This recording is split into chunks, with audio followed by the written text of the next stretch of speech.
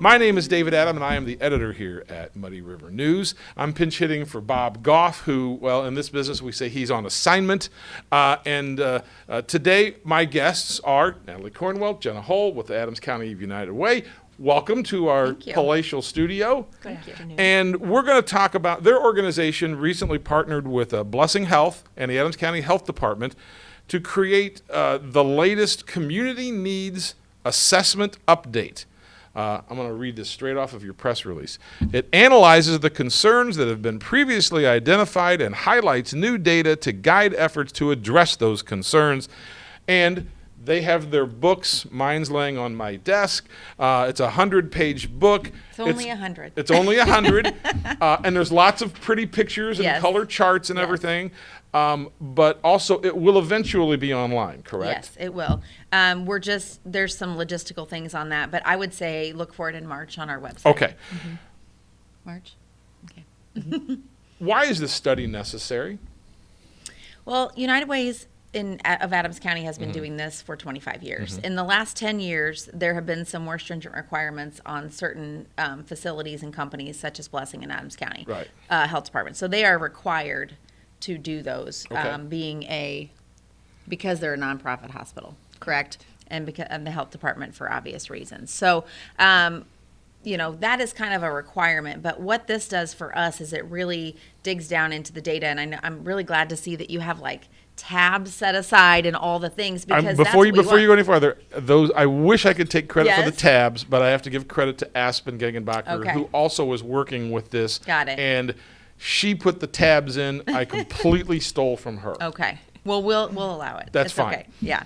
So, in 2021, we got an R3 grant, and we used that grant to do an assessment piece on the needs assessment, which is something that we had not done previously. So Maggie Strong, I'm sure you know Maggie, did a tremendous job on that. And so then in 2024, we keep saying, our priorities haven't changed because we haven't solved the three priorities to come out of the 2021 needs I assessment. do believe you told the city council, if we solve all these three problems, then you don't need us anymore. Right. We can move on to something else. Right. That'll be great. And that's okay. We would happily be out of jobs if we settled all of those community issues. My guess, right? though, is if you solved all those community issues, there'd be other people who would go, oh, you fixed poverty in Quincy? Come on over here. We fixed homelessness. It's great. No, I wish we could. So basically, we kept those three priorities for this 2024 update, and what we decided to do was just a deeper dive on some of the information, and primarily, you and I were talking just a bit ago, Alice. Yes, and so if people understand what we're talking about here, basically what they have done is this update, this community needs update. They identify access to safe and livable housing, alleviating poverty, behavioral health, and probably, I don't know, it was sort of what you discussed at the city council the other night. The most key finding, at least in your eyes, was the population of people that they have determined that are called ALICE. And ALICE stands for Asset Limited, Income Constrained, and Employed. And put an exclamation mark behind employed. Okay. Because, Tell people why these people are important and why you've done such deep work in this. These people are important because they are working. And if you work for a nonprofit organization, you have heard people say, donors, community members, you've heard people say, well, why don't they go get a job? They're not working, okay? These people are all working, but their jobs don't match the inflation of rent, housing, food, and all of those things. And additionally, they don't qualify for some of the services that our friends in poverty qualify for. Right. They're not allowed to get food stamps. They don't get, low income housing. They don't qualify for those because they make just a little bit too much for any of those resources. But yet, I've been trying to get this out as much as I can. They are one disaster away from losing everything. And I mean that. That's not dramatic, right? It's not dramatic. They are, if a hot water heater goes out, they can't pay for it. So they have to choose, am I going to pay for the hot water heater and not pay rent and maybe get evicted? Or am I going to not pay the car insurance on my car to pay? There's no, I have an emergency fund that's not there for them because they don't have the income. And some of these families are working 2 jobs. Some of them are 2-parent households, and they're each working 2 jobs. And it's difficult financially. But they are working, and they're working hard. And this is why we really want to get this data out, because those are the people that we really want to help. Right? We will always help our friends in poverty. But how many people, I believe the percentage was 12%? 12% poverty, 27% Alice, for a total of 39% So that's of all of Adams County. more than a third of our population, nearly 40% of the population that are living paycheck to paycheck or worse. Or worse. That's right. What can be done? You mentioned that they don't quite make the level, they make just a little too much. Can you change that figure to where it's like, we need to drop this down to help those people who are living paycheck to paycheck? How do you figure out? That's a good question. How do you help these people besides, well, we're just going to throw money at it? So that's a great question. Those are, the income guidelines are set by the state and the federal level for all of those resources. During COVID, I don't know if you remember, but they let all the children in all of the schools, definitely in Adams County, have free and reduced lunch. I think it was the whole state. Okay. That was something that came through based out of the need of COVID, but they're not doing that for these families.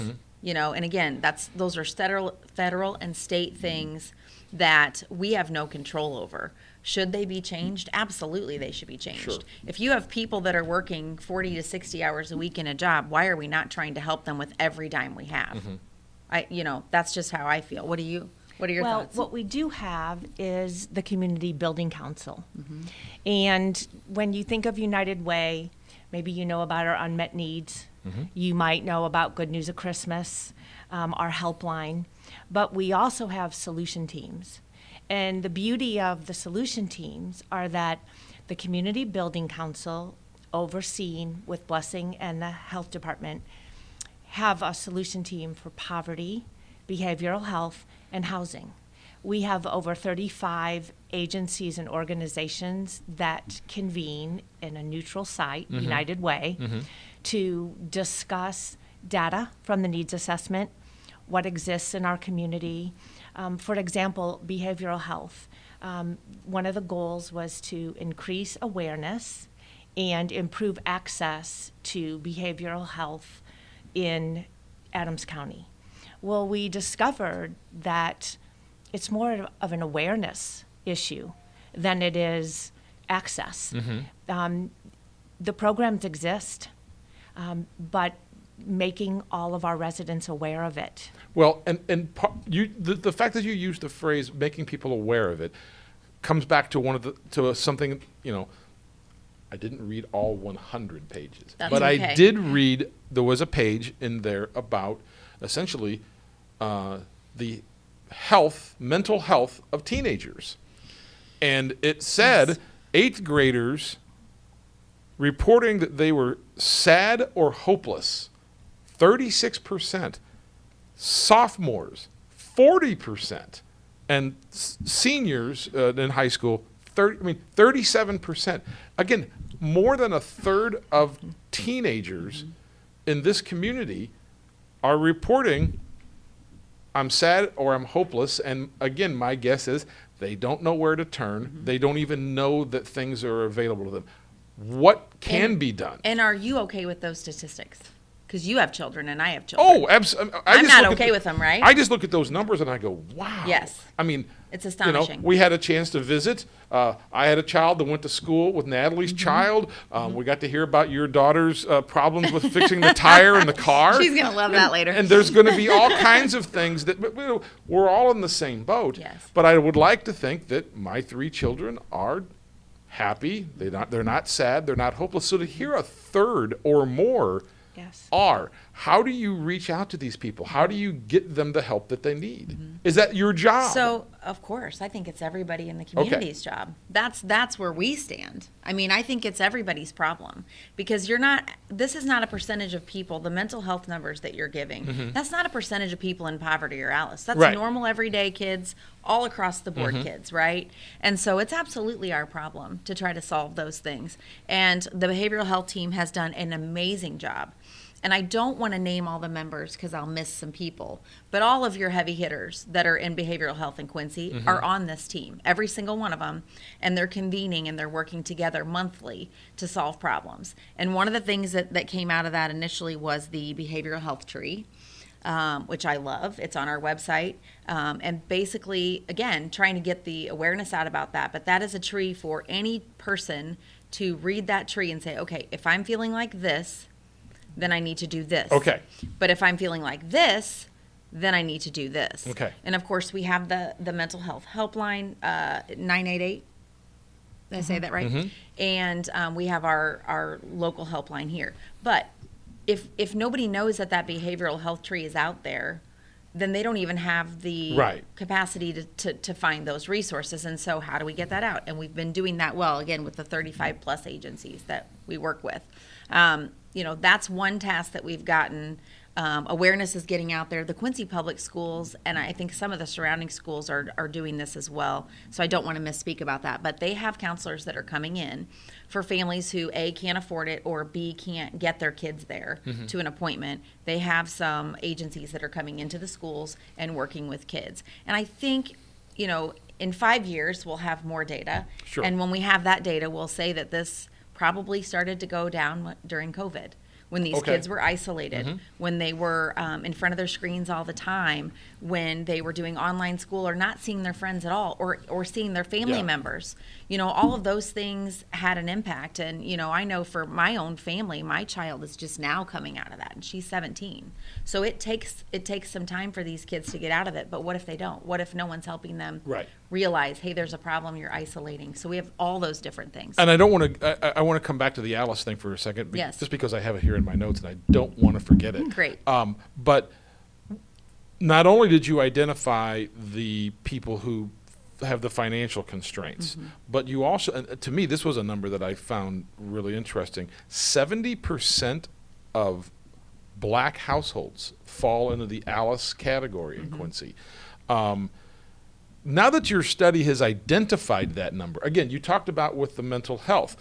We've talked to the leading mental health professionals. We've got this tree. We've got these ways to help these students and these teenagers get the help they need.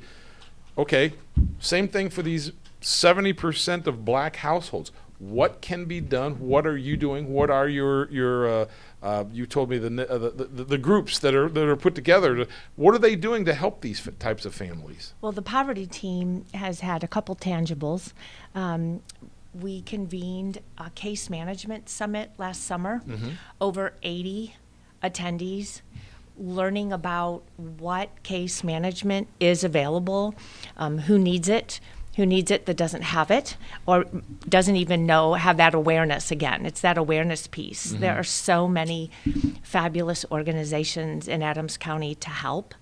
We also constructed on our website a financial literacy website, and it has categories for all age groups, and most all of the resources are at no cost to help anyone at any financial level access financial literacy information. And so, as you can imagine, childcare and transportation are high on their list as well. They've tackled one category each year. And so we'll see where they head next. We have the privilege of convening and gathering and setting an agenda determined by the attendees. And so the solutions come from the convening, and that's what we offer. There was one number that jumped out of the pages to me. We've talked a lot, we're talking about these Alice people who are struggling from paycheck to paycheck, or kids who are struggling with mental health. There was one number that jumped out that was a good number, and it was 79.2% of the women over the age of 40 had had a mammogram in the last 2 years. And people might go, oh, okay, well, what's the big deal about that? Well, 79.2% is over 20% higher than basically the number for the state of Illinois. Also, the number of people in Adams County who have had a colonoscopy in the last 10 years was nearly 80%. Why are those numbers so high? I think that goes back to awareness. Okay. I think our medical groups, our hospitals, our, even Which SIU, shows like which they are shows that making people aware about this stuff can make a difference. It does make a difference, absolutely. And also I think too, numbers start to change when you see the cancer statistics and you see, okay, well, this is the percentage of increase of cancer. Now all of a sudden the awareness goes up because you say, oh my gosh, my friend had this cancer. Maybe you should go get tested, or things like that. So, but I think our medical groups and hospitals do a great job of trying to get that out there. Preventative care is key, and so I think that's why the numbers are going up in that. And again, those are guesses, right? I mean, I can't really tell you unless I go talk to all those people. But those are plus those are fairly new. I mean, you didn't have a lot of year to year comparisons to be able to notice trends. Oh, we started this program, and you don't have that. Yet. I love that. He uses your word. Yeah. Yes. Well, it's a snapshot. Yeah. And what I loved about the research on this is we're compiling data that's out there, and there are 10 categories. And so you can pick and choose the areas of concern to you. And we just have an opportunity to say, here's the information. Now what shall we do with it? Right. One other piece of information that, again, I had my list here of things that I went, wow, that was really interesting. I want to be sure to talk to them about that.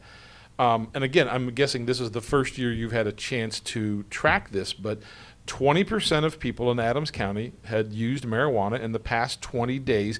Now that figure, the figures for most of this book are from 2022. Am I correct? Yes, the most recent validated date that I could source. Sure, but this particular number about the marijuana use was over a 3 or 4 year period. I'm not really sure what to think about that number, other than it was just an interesting figure to go, because again, the legality and use of it has changed quite a bit. Dramatically, yes. What does that number say to you, ladies? I think part of it is it is legal now. So I think the stigma has changed, right? I think some people feel like they can do this now, and a lot of them use it for medical reasons. Aches, pains, other things, rather than using narcotics and prescription drugs. And so I think the stigma is kind of changing on that now that it is legalized. So that's the only thing I can come up with. But what do you think? I just report the information. Yeah. We like to guess. She's a soul like me. I just go get the stats. Yes. The stats don't lie. Yes. The numbers don't lie. If someone wanted to, and we've barely dipped our toes into the lake of this for a long time. If someone wanted to see this book, okay, it's obviously not yet online, but you expect it to be here in the next month or two. But if someone wanted to see this, how could they get a copy? So we have copies at the office. We presented copies to the City of Quincy board. We're presenting next month to the Adams County board. We did print quite a few of these, so if you need a copy, a lot of our partner agencies that we fund, they use this book for their grants to give the data and the statistics and things like that. And so it's very, very valuable piece of information, again, with over 100 data points. So we have it at the office, and you can come and get it. And where is your office?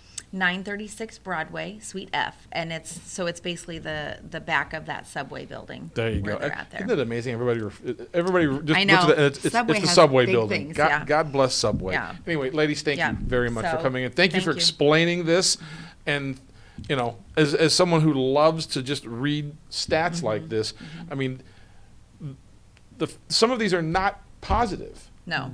But people need to be made aware of them, and I think that comes back to the awareness. You can't fix a problem if you don't know that the problem exists. And that's what we said too. This assessment is only as impactful as the actions that we take going forward to meet these needs. And a lot of people still don't know what United Way does. We're learning that, but we do fund 17 agencies and 26 programs that fall in line with basically all of these Right. things. And what can you do? You can join one of our teams. You can donate money. We always are going to need money. Every year, these programs get more and more children, more and more adults in them. The cost is not going down, it's going up. So there's many ways that you can help. You can donate to the campaign. You can volunteer to be on one of the teams. You can volunteer to be on our resource reinvestment, which is the team that allocates the dollars. We have lots of opportunities. There's a place for someone. Yes, And it's just a matter of them reaching out to you and saying, Correct. how can I help? absolutely. Natalie, Jenna, thank you very much Thank for you. coming by this Thanks for afternoon. having having us. us. Yep. And thank you for joining us here on Muddy River News this week.